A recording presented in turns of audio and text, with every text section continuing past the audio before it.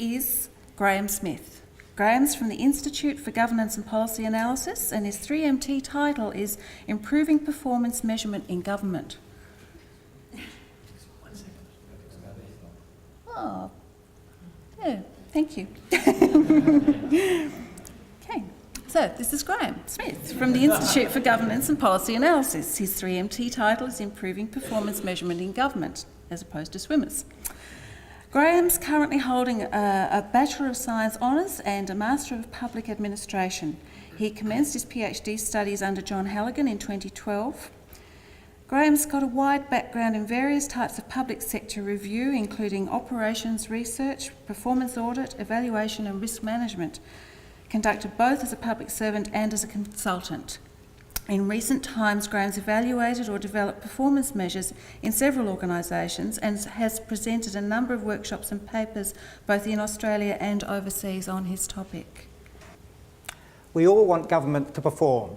After all, they're essential for the basic services that allow for us to live a civilised life. They also provide key services such as health, education and transport on which we rely. But how do we know they're performing well? Performance measurement, counting, assessing, measuring can, I believe, add to the accountability of government organisations. And because what gets measured gets managed, that can also lead to improved performance.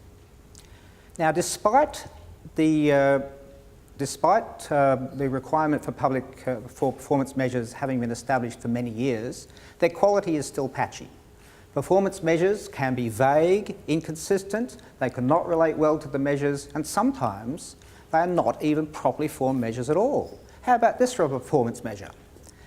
Advice is high quality, timely and relevant, and is based on a thorough and complete understanding of the issues.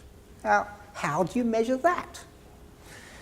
Now, there's been a lot of research on performance measurement, how it should be implemented in various organisations.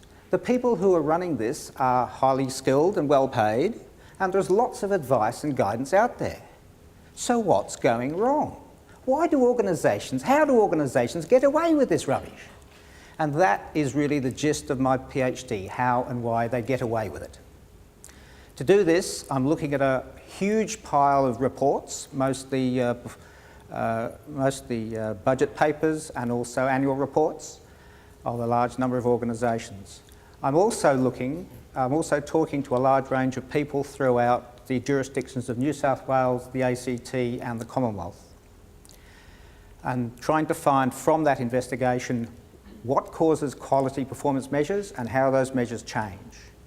For instance, organisations that actually do something, like departments of health, tend to have better quality measures than those that are only doing rather amorphous things like policy advice. If there is an organisation like an audit office that tends to review and test the performance measures, then they tend to be higher quality. So far, so obvious.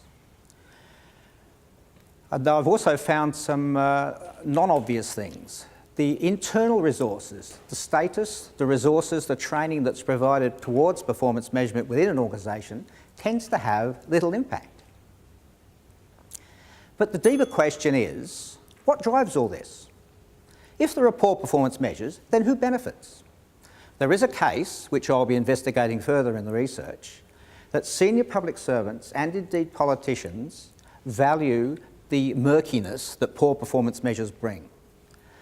My contention is that if we can clarify that murkiness, we can improve accountability, and by doing so, we will improve the very quality of the public services that we as citizens deserve.